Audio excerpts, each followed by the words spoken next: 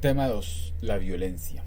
Fíjese el lector que no está como contraria a paz, y aunque se pensaría que la primera petición puede parecer suficiente, veremos que no lo es. De nuevo acudiendo al DEL, sucede que violencia es la cualidad de violento, lo cual nos remite al verbo en cuestión, violentar, con su primer acepción. 1. Transitivo. Aplicar medios violentos a cosas o personas para vencer su resistencia. Aplicar medios violentos a cosas o personas para vencer su resistencia. Si revisamos el adjetivo de violento, encontramos que nos remite a la descripción de aquella persona que tras un estado anormal, ira, ímpetu, ejerce una fuerza o genera una situación con la cual se desacomoda el orden establecido, creando un estado no natural, no ordinario, no aceptado socialmente.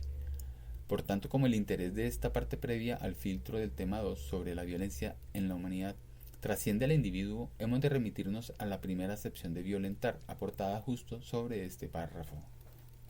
Ignorando la perogrullada, incluso la RAE puede ser algo necia, de definir el verbo con su propia sustantivación, parece que la definición se reduce a la expresión para vencer su resistencia, es decir, que cualquier objeto, elemento, idea, acción, estrategia, mecanismo, táctica, incluso cualquier palabra y claro, ideología que venza la resistencia de los demás, es aplicar violencia.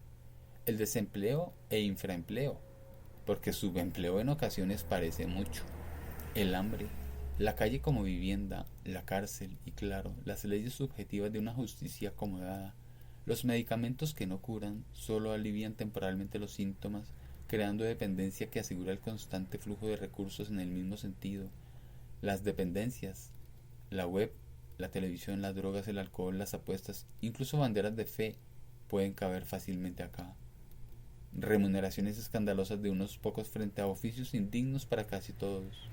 Acumulación ilimitada de recursos, de entre los cuales otro recurso acumulable son aquellos que nunca acumulan. Constante bombardeo del miedo y la desesperanza, que son decoradas con los 15 minutos finales de gloria ajena como falsa esperanza de superar la angustia vital. Y seguiría la lista de métodos para vencer la resistencia de la sociedad e individuos. Lista que trae implícita las antirreglas de juego heredadas por simple imitación, la ley del más fuerte, del todo vale, y la del primero yo y lo que sobre para mí.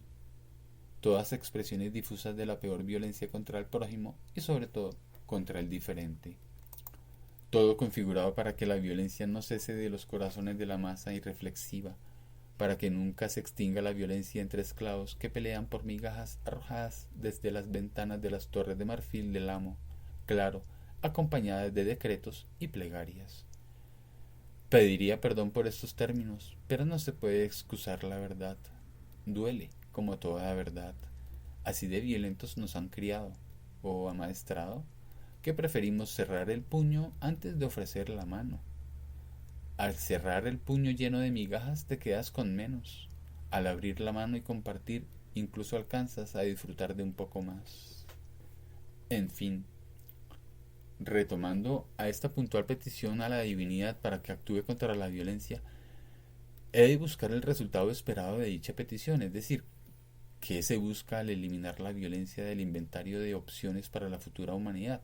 Y por supuesto, eso que se desea encontrar solo ha de ser lo opuesto a violencia. Sin embargo, no se puede caer en las efímeras y peligrosas utopías que prometen la paz eterna.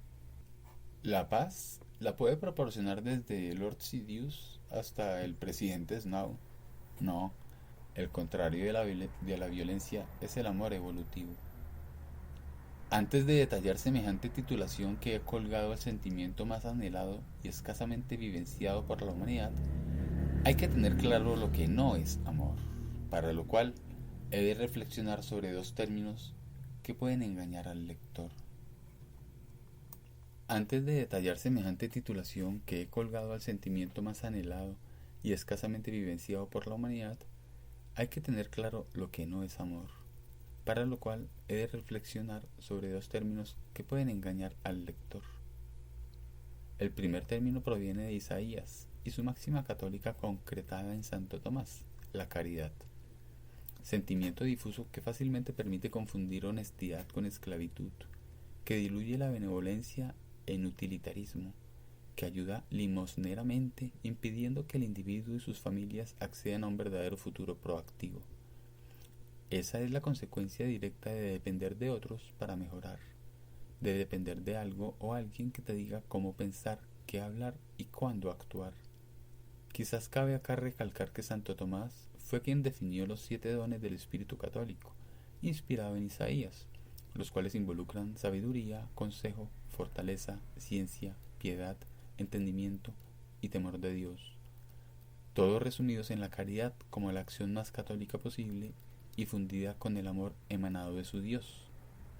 Abro comillas. Quien dice que ama a Dios, a quien no ve, y no ama a su prójimo, a quien ve, ese tal es un mentiroso. Juan 14:20. Qué hermoso suena, ¿verdad? ¿Quién quisiera negar semejante poesía humanista que nos impregna de la necesidad de ayudar al otro, de socorrerlo, de templar el espíritu con acciones que inicien y terminen en el amor al prójimo? Parece ideal. Entonces, ¿dónde está la trampa? Dirá el lector. Simple. La caridad termina justo donde arranca, en la buena intención. Nadie transforma su vida a un mejor estado, ni se mejora el nivel de vida del otro a punta de limosnas y dádivas. La dignidad no llega a cuotas de miseria. Quien así vive se acostumbra, se complace y adormece a esperar el subsidio, la subvención, el auxilio de los demás. Lo que los esclavos requieren jamás serán las dádivas que perpetúan su miseria física, intelectual y ética. Lo único que los esclavos requieren es la libertad, tanto la de sus pensamientos como la liberación de su propio verbo, ya nunca más repetido incesantemente y sobre todo solo repetido y nunca aplicado. Y por supuesto, la liberación de las dependencias físicas y morales que eternizan su condición de miseria eternamente deshumanizada. Lo que más requiere un ser que desee ser libre es aplicar la honestidad en cada acto para transformar su realidad. Si el esclavo y su vecino aplican la honestidad, fomentan y proveen amor y se permiten la libertad mutua, ¿para qué limosnas? Y lo mejor, sin limosnas, ¿cómo seguir siendo esclavo?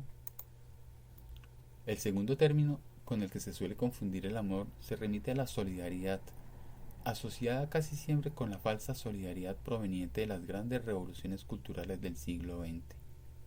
La solidaridad tampoco ha de asumirse como la limosnera inversión social de los gigantes negocios llamados ONGs y fundaciones sociales, que casi siempre sirven más para evadir impuestos y concentrar aún más la riqueza que para dignificar al otro, y claro, manteniendo la miseria como otro gran negocio.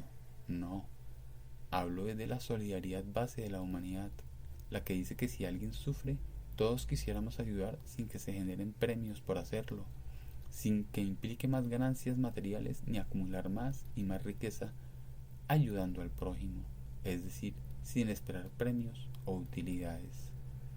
La falsa solidaridad que renta siempre será otro negocio y poco o nada tiene que ver el amor por el Dios oro con el amor de Dios. Todo parece indicar que el opuesto, el contrario del precio del Dios oro, es el valor del oro de Dios, que precisamente es la armonía interior emanada por él y tan escasamente bien recibida. Al ser opuestos, como la paz emana de dicho oro divino, se ha de comprender rápidamente que todas las pequeñas y grandes expresiones de nuestra desarmonía social e individual nacen y se perpetúan justamente por esa sobrevaloración que históricamente le hemos dado al precio del Dios oro. O más brevemente, el desamor es el hijo directo del Dios oro, y las soluciones propuestas desde la falsa solidaridad y la caridad son disfraces que congelan cualquier opción de dignificar al individuo y la sociedad, porque todas giran en torno al Dios oro como solución. Se le dice al individuo que debe ser feliz y se le presenta el modelo del Dios oro para que logre tal objetivo, pero se le oculta que sigue siendo esclavo y que su existencia es de indignidad perpetua.